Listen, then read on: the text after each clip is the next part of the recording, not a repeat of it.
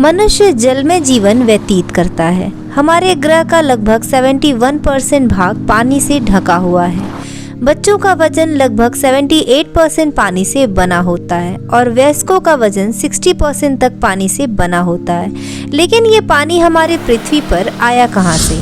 कैसे इन बड़े बड़े महासागरों का निर्माण हुआ?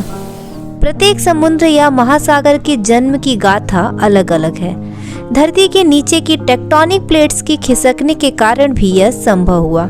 वैज्ञानिकों का अनुमान है कि समुद्र का जन्म आज से लगभग 50 करोड़ से 100 करोड़ वर्षों के बीच हुआ होगा। दरअसल धरती के विशालकाय गड्ढे पानी से कैसे भर गए, यह अनुमान लगाना मुश्किल है। दूसरी ओर इतने विशालकाय गड्ढे कैसे निर्मित हुए, यह भी एक बड़ा सवाल है। वैज्ञानिक कहते हैं कि जब पृथ्वी का जन्म हुआ तो वह आग का एक गोला थी।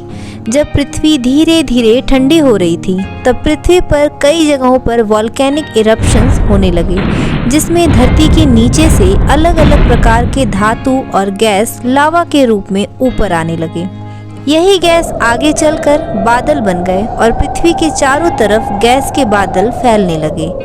ठंडे होने पर ये बादल काफ़ी भारी हो गए और उनसे लगातार मूसलाधार वर्षा होने लगी। यह वर्षा 1 या 2 दिन तक नहीं बल्कि लाखों साल तक होती रही।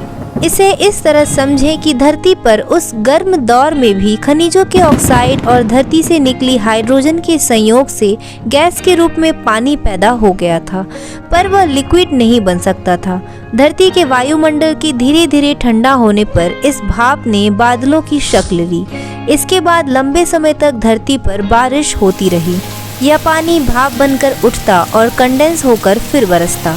इस तरह यह वाटर साइकिल चलता रहा। ज्वालामुखी फूट रहे थे और धरती का क्रस्ट तैयार हो रहा था।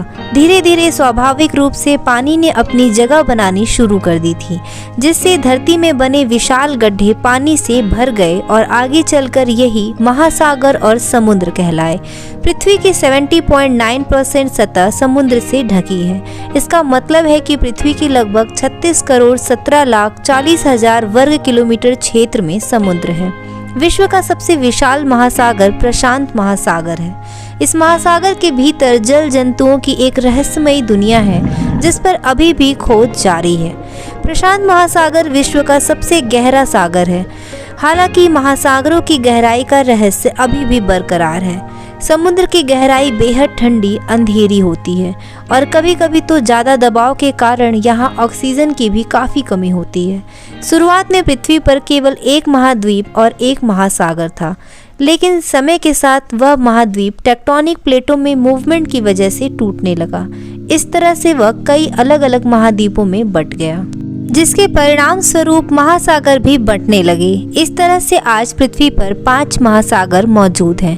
पृथ्वी पर मौजूद 5 महासागर आज जीवन के लिए अत्यंत आवश्यक हैं। महासागरों के बिना जीवन की कल्पना करना मुश्किल है।